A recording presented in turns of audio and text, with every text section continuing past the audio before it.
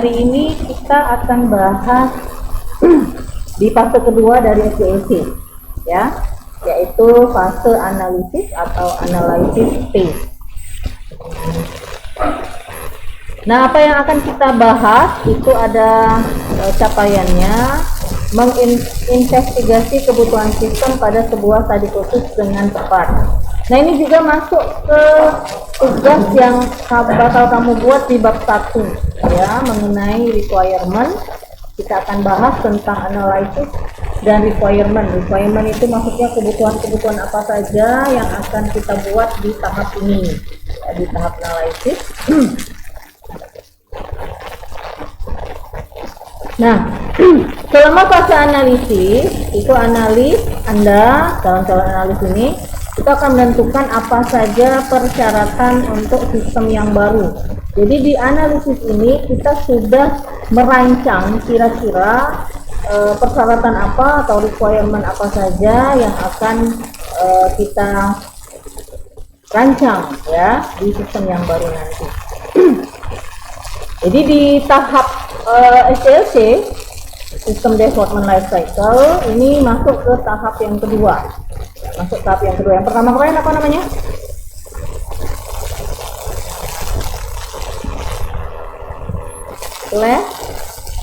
Planning. Nah, ini adalah aktivitinya atau kegiatannya, ya. Yang pertama itu adalah gather information, mengumpulkan informasi. Nah, makanya di bab 1 di template kemarin saya suruh untuk membuat apa proses bisnisnya. Nah, ini termasuk dalam gather information, mengumpulkan informasi. Jadi kita harus tahu dulu sistem yang lama itu, sistem yang sedang berjalan itu seperti apa. Harus tahu dulu kerja dari sistem yang ada saat ini, ya. Kalau kita tidak tahu cerita dari sistem yang ada saat ini, kita tidak bisa melangkah ke tahap berikutnya. Kita tidak bisa menganalisis, kita tidak bisa merancang, ya. Karena tidak tahu cerita sistem yang lama ini seperti apa. Karena prosedur kerja yang lama itulah yang akan kita implementasikan ke rancangan, ya, ke codingnya nanti. Oke. Nah, yang berikutnya adalah define system requirement. Jadi kita tentukan kebutuhan sistemnya itu seperti apa. Nanti ada teorinya, ya, apa saja beberapa requirement yang akan dipenuhi di dalam tahap analisis. Setelah kita tahu requirement-nya atau kebutuhannya atau persyaratannya, baru kita prioritize requirement, yang mana yang menjadi prioritas utama untuk didahulukan. Dari beberapa requirement tadi, yang mana yang paling penting, yang mana yang di bawah penting, yang kurang, dan seterusnya. Jadi kita buat spesifikasinya, yang mana yang duluan, kedua, ketiga, dan seterusnya. Kemudian yang berikutnya adalah prototype for feasibility and discovery. Jadi kita tentukan juga sebuah pemodelan atau sebuah prototype, ya, untuk menentukan apa saja yang masuk dalam kelayakan. Kan minggu lalu kita udah belajar planning, di mana di dalam planning itu ada feasibility study, studi kelayakan. Nah, yang mana yang masuk prioritas dari kelayakan tadi. Kemudian generate and evaluate alternative. Nah, nanti kan ada beberapa alternatif berdasarkan requirement. Nah, kita tentukan yang mana yang bakal menjadi alternatif tadi, kita generate, kita urutkan, kita sequencekan, dan kita evaluasi yang mana yang akan kita create, ya, yang mana yang akan kita pilih, ya, untuk menjadi the best way, untuk menjadi cara yang terbaik. Yang terakhir, requirement recommendations with management. Baru kita jelaskan dengan pihak manajemen, oh ini loh yang kita rekomendasikan, ini loh requirement atau kebutuhan atau persyaratan yang kita rekomendasikan berdasarkan hasil analisis. Nah, ini yang harus kita lakukan. Dan ini semua sebenarnya sudah bakal Anda buat di bab 1 itu nanti di template yang nanti akan Anda selesaikan di jam 12:30, yang akan saya ambil sebagai nilai quiz, ya, per kelompok. Oke. Kita belajar dulu teorinya, apa itu requirements atau persyaratan. Itu adalah sebuah pernyataan tentang apa yang harus dilakukan atau apa karakteristik yang perlu dimiliki oleh sistem untuk menjawab permasalahan, ya, atau untuk menjawab problemnya, solusinya apa. Kita harus tahu dulu apa karakteristiknya.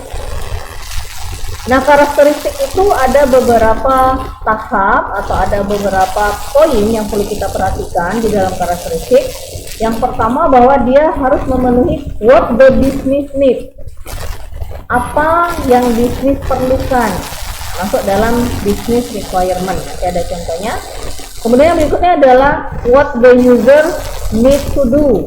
Dengan kebutuhan usernya siapa-siapa saja. Ini masuk di bab 1 juga di template. Ya, sudah dengar video Ibu belum tentang penjelasan tugas di template-nya? Sudah, kan ada ya? Kemudian yang berikutnya adalah what the software should do, functional requirement. Nah, ada kan persyaratan fungsional, ada yang non fungsional, ya kan? Jadi ada yang fungsional requirement, ada yang non fungsional requirement. Ini ada juga di bab 2 kalau nggak salah yang ini. Ya. Kemudian yang berikutnya adalah the system should be built. Jadi sistem persyaratan sistemnya itu apa-apa saja. Nah, berdasarkan itu teori menyatakan bahwa requirement itu dibagi dengan 2 jenis, ya. Yang pertama adalah fungsional dan yang kedua itu adalah non fungsional. Ini masuk di bab 2, ya. Di tugas kita ada yang fungsional, ada yang non fungsional. Untuk yang fungsional requirement itu adalah aktivitas yang dapat dilakukan oleh sistem yang berhubungan langsung dengan proses yang mendukung tugas pengguna atau informasi yang dibutuhkan untuk disediakan pengguna dalam melakukan tugas. Jadi apa yang dilakukan oleh user ke program yang akan kamu buat, proses-prosesnya diuraikan di functional requirement. Contoh, taruhlah Cisco Binadama belum jadi. Nah, proses yang ada di Cisco apa saja, nak? Yang pertama ada proses login, misalnya ya, yang pertama. Oh, dijelaskan dulu. Nanti programnya yang pertama ada proses login digunakan untuk ini. Mana? Yang kedua setelah login apa lagi? Misalnya kamu mau ganti alamat, bisa nggak ganti alamat di situ? Bisa ya, siapa tahu berubah. Yang kedua adalah proses untuk edit identitas, merupakan deskripsikan, dinarasikan, merupakan bla bla bla bla bla bla. Proses yang ketiga apalagi? Entry mata kuliah misalnya, karena di awal semester. Oke, entry mata kuliah. Entry mata kuliah dilakukan pada saat sebelum perkuliahan terjadi di awal semester, bla bla bla bla bla bla. Di semua proses yang akan Anda rancang di program nanti, masukkan di functional requirement. Bab 2 ada kebutuhan fungsional. Lihat aja di bab 2 ada 2.1 kebutuhan fungsional. Nah, inilah isinya. Yang Ibu di template itu Ibu warnai dengan warna merah. Itu contoh. Kira-kira seperti itu yang dikatakan sebagai kebutuhan fungsional atau kebutuhan fungsional. Ya. Nah, biasanya persyaratan fungsional atau functional requirement berdasarkan pada aturan dan prosedur yang ada pada organisasi atau masalah yang akan diimplementasikan di dalam sistem. Nah, artinya bahwa kita mau membuat kebutuhan fungsional itu berdasarkan apa?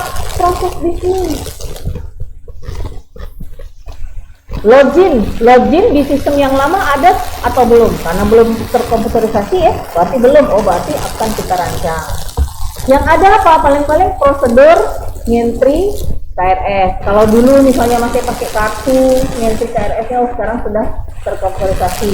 Artinya proses manual kita jadikan dia komputerisasi. Ya, jadi functional requirement itu berdasarkan proses bisnis. Walaupun functional requirement-nya mungkin ada tambahan. Contoh tambahannya apa tadi? Login tadi. Itu tambahan dari kalian kan? Tambahan dari program yang akan kita rancang. Ya. Oke. Kemudian, nah contoh ya, ini contoh. Misalnya, jika Anda akan mengembangkan sistem penggajian, maka tugas utama yang harus Anda lakukan pada sistem itu adalah tulis gaji, misalnya hitung komisi, menghitung pajak. Ini proses bisnisnya. Ini kan proses bisnis ya. Kerja dari sistem yang ada saat ini atau kerja yang masih manual atau kerja dari sistem yang berjalan. Tulis gaji, hitung berapa komisi karyawan, hitung pajaknya berapa, gajinya berapa, dan buat laporan akhir tahun untuk pengeluaran khusus untuk gaji. Ini kan ini proses bisnis ya. Ini adalah proses bisnis. Nah, ini harus dijelaskan di bab 1 di poin 1.1. Nah, yang kedua, jenis requirement yang kedua itu adalah non-functional requirement, yaitu karakteristik dari sistem di luar persyaratan fungsional. Kalau fungsional tadi itu lebih cenderung ke proses bisnis, ya kan? Proses bisnisnya apa? Kita mau buat prosesnya seperti apa? Itu kan fungsional, ya, yang akan kita rancang seperti apa. Nah, kalau yang non fungsional itu lebih cenderung ke luar dari persyaratan fungsional, beda dengan persyaratan fungsional. Nah, non-functional requirement itu ada beberapa jenis juga. Yang pertama adalah technical requirement, jadi kebutuhan atau persyaratan secara teknik. Yang kedua adalah performance requirement, kebutuhan kinerjanya. Usability requirement, kebutuhan kegunaannya. Reliability requirement, kebutuhan reliable-nya. Dan security requirement atau kebutuhan keamanannya. Kita bahas satu-satu. Yang pertama adalah technical requirement. Nah, kalau yang contoh dari Ibu itu masuk dalam technical requirement yang bab 2.2.2. Oke, kita bahas dulu. Termasuk dalam golongan technical itu ada karakteristik operasional yang berkaitan dengan lingkungan. Nah, termasuk di dalamnya hardware dan software, perangkat keras dan perangkat lunak. Contoh, komponen sistem mungkin diperlukan untuk beroperasi pada portable, desktop PC, dalam menjalankan Windows dan seterusnya. Ya, di template kan kemarin, kita buka dulu template-nya.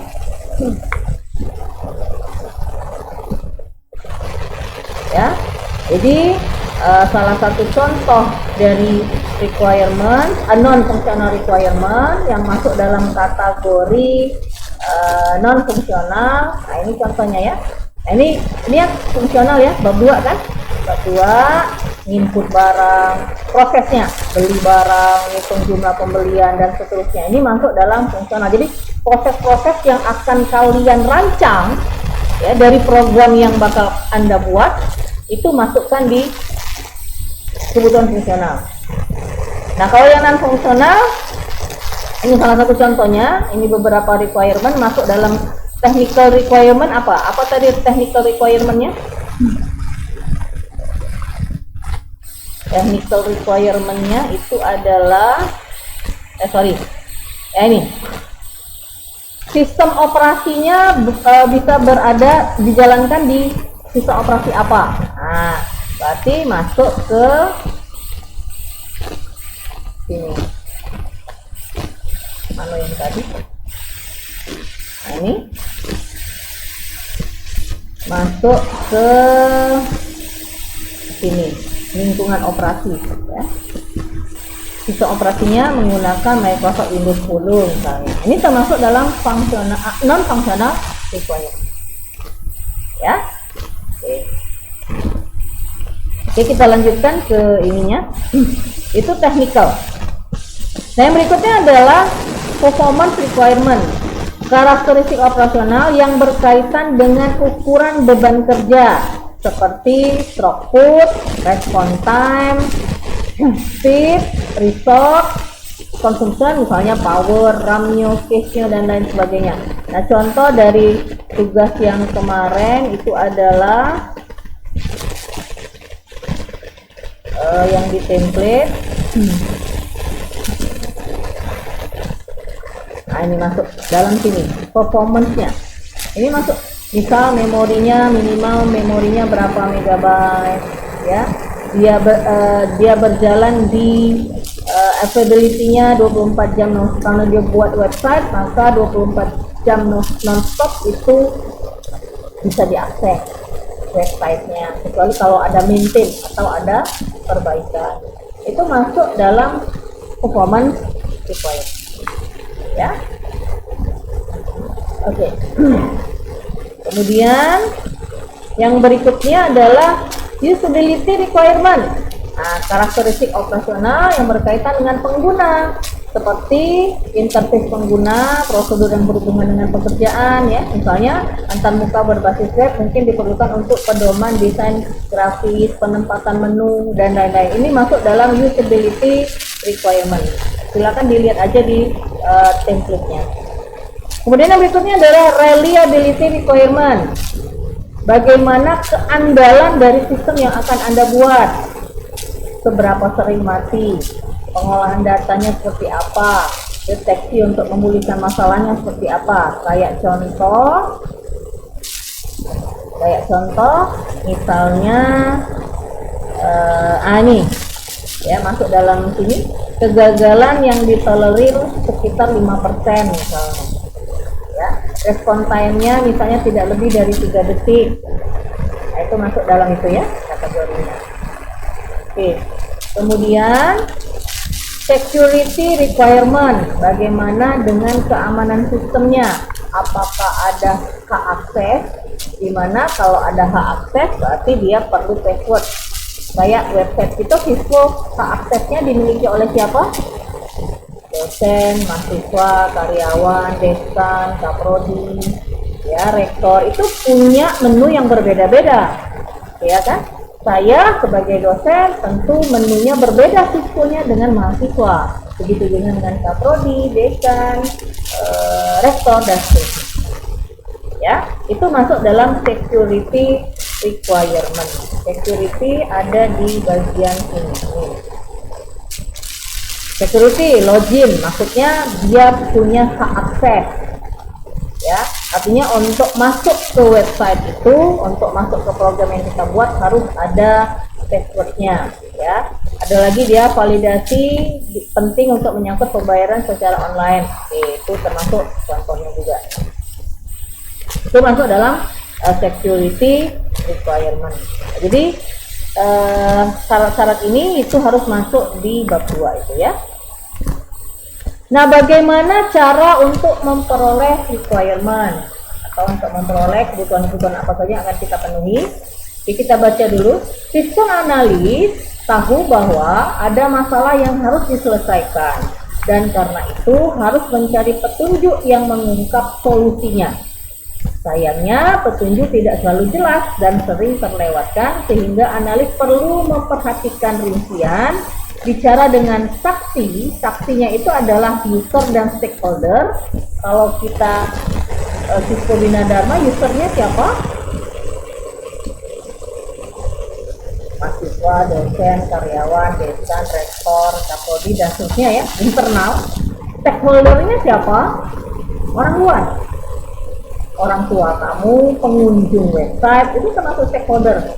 Koperasi wilayah 2 sebagai bagian dari pemerintah yang mengatur perguruan tinggi swasta, itu termasuk stakeholder, ya.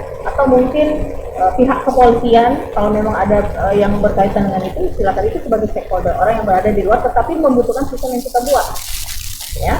Dan mengikuti jejak seperti yang dilakukan oleh Sherlock Holmes ini detektif. Jadi Anda itu untuk masuk ke bab 2, untuk masuk atau untuk menentukan requirement harus jadi detektif dulu. Maksudnya detektif itu apa? Ya, harus gali apa masalah yang terjadi dari sistem yang lama dengan proses bisnis tadi. Harus gali dulu. Safety juga seperti itu. Kalau kamu buat safety, objeknya adalah misalnya A, Anda harus tahu dulu kerja si A ini seperti apa, masalahnya apa. Ya, harus jadi detektif dulu, ya kan? Harus mencari tahu apa kerja sistem yang lama dan apa masalah yang terjadi. Nah, ada beberapa teknik, ya, ada beberapa teknik dalam memperoleh requirement atau memperoleh kebutuhan-kebutuhan ini. ada teknik namanya, salah satunya adalah Joint Application Development atau Design, sering disebut sebagai JAD. Teknik pengumpulan informasi dengan membuat tim proyek, pengguna, dan manajemen untuk bekerja sama dalam mengidentifikasi persyaratan sistem. Artinya bahwa kita perlu komunikasi untuk mengumpulkan orang-orang yang terlibat di dalam sistem yang akan kita buat. Ya, kalau kita tidak komunikasi, tidak interview, tidak wawancara, bagaimana kita bisa mengetahui proses bisnisnya? Gitu. Ya, ini termasuk dalam CAD.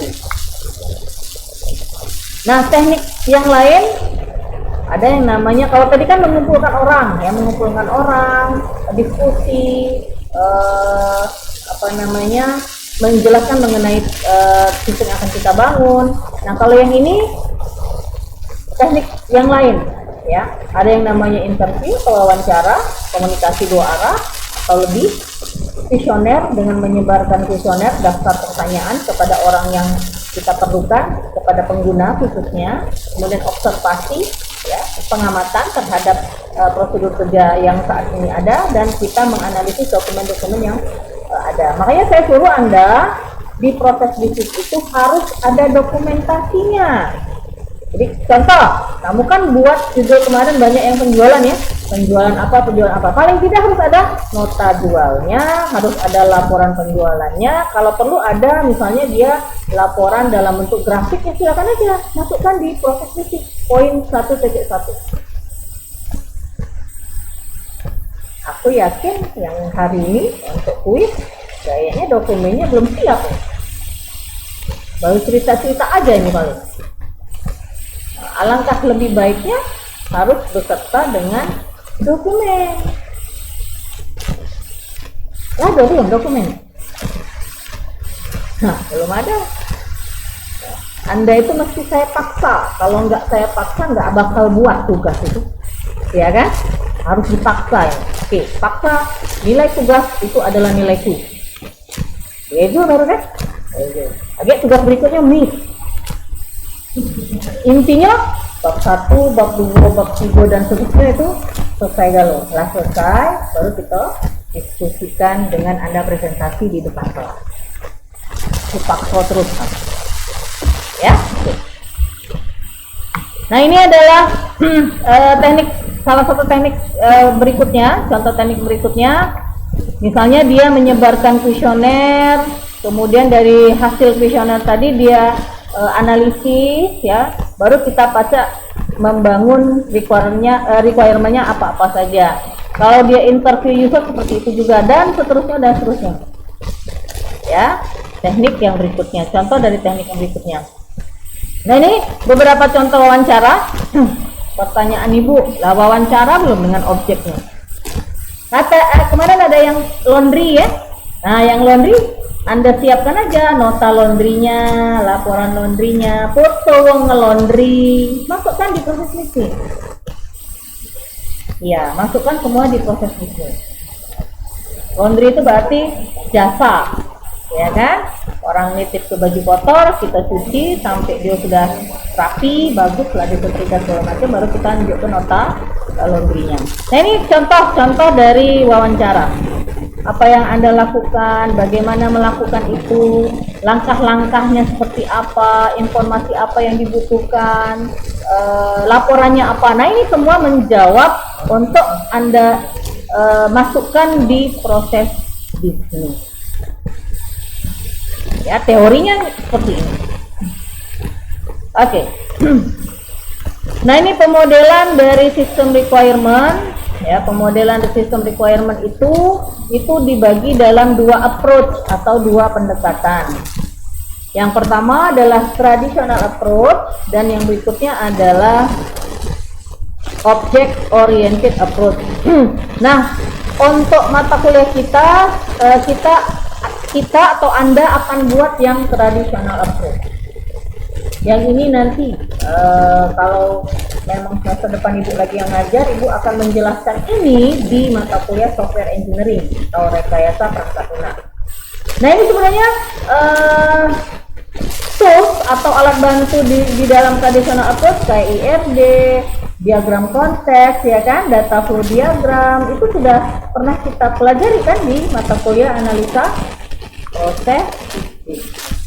Walaupun nanti akan saya jelaskan detail tools ini lagi. Ya, masuk ke dalam ini. Nah, ini kalau dia masuk ke dalam sini, ya bisa kita kategorikan dia masuk ke dalam fase analisis. Ya, fase analisa. Nah, ada beberapa tools atau alat bantu di dalam menganalisis. Contoh misalnya computer aided software engineering, contoh alat untuk bantu menganalisis. Kayak kemarin kamu buat di SD kemarin pakai apa? EasyCase ya, aplikasinya. EasyCase misalnya, buat UMD pakai apa kemarin? Visio. Nah, itu termasuk tuh atau alat bantu di dalam menganalisis. Silakan, saya bebaskan Anda mau pakai aplikasi apa saja, silakan, yang penting membantu Anda dalam menganalisis dan merancang nanti. Ya, silakan bebas. Bu, nggak tahu Bu, mana cara makainya? Cari di Google, nah ya, di YouTube cara pakai aplikasi yang sudah kamu cari. Nah, ini tahap-tahap SDLC, di mana yang masuk di tahap yang paling atas itu yang dari planning, analysis sampai dengan desain. Ya, uppercase, implementation, testing, sama maintenance itu masuk ke lowercase. Ya. Nah, ini varian dari tools untuk case tadi. Contohnya misalnya untuk alat untuk memodelkan proses, kalian menggunakan proses modeling tools. Ya, aplikasinya apa gitu ya. Contoh kalau misalnya nak buat flowchart pakai Visio, ya. Kemudian untuk buat manajemen project kalian pakai WBS dengan pakai Microsoft Project. Kita tidak akan bicara detail di sini karena ada mata kuliahnya yaitu manajemen proyek ya. Mungkin nanti rasanya Ibu Fatma itu akan menjelaskan mengenai bagaimana cara menggunakan Microsoft Project di dalam membuat jadwal atau eksekusi dari proses SDLC-nya. Planning, oke. Planning tahapannya, tahapan dari planning itu ada 5 tahap, 5 A, B, C, D, E. A diselesaikan dengan kurun waktu sekian hari. B diselesaikan dengan kurun waktu sekian hari. Bersamaan tidak kegiatan ini? Nah, ini diimplementasikan di project management project. Ya. Untuk analisis tools apa yang kalian pakai misalnya buat IFD tadi buat DSD tadi pakai EasyCase ya, atau alat bantu yang lain. Kalau yang object oriented misalnya kalian buat business diagram menggunakan apa? Misalnya IE, Enterprise Architect, bisa pakai Rational Rules, bisa pakai ASTA. Kayak anak ibu kemarin dia semester 4 juga sama kayak kalian, tapi di Unsri dia pakai lupa namanya untuk buat sequence diagram. Dia udah belajar itu karena dia kurikulum dia di semester 4 ini sudah ada mata kuliah rekayasa perangkat lunak. Kita belum ya, kita di semester 5 ya. Prodinya juga berbeda,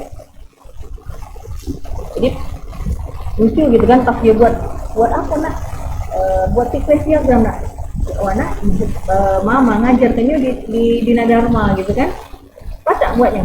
Sudah dapat diajari lagi, pastilah dengan pemahaman dia dewe, ya kan? Oke. Nah, ini contoh dari tools-nya, software-softwarenya. Visio, Rational Rules untuk object oriented, C-based Power Designer, Star UML dan seterusnya. Ini akan mengikuti karena ini juga berkembang.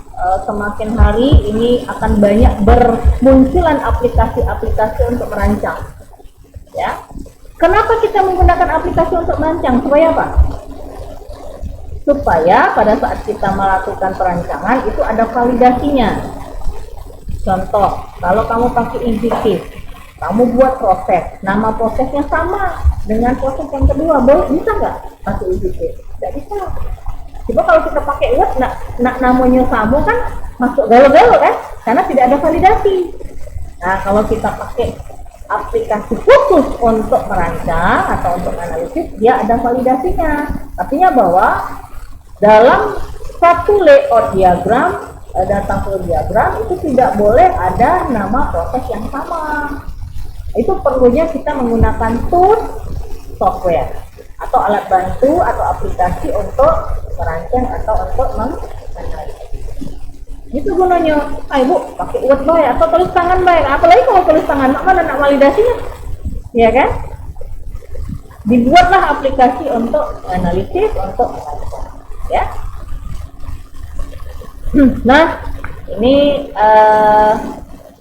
tugas berikutnya. Jadi yang kaget jam 12.30 ya.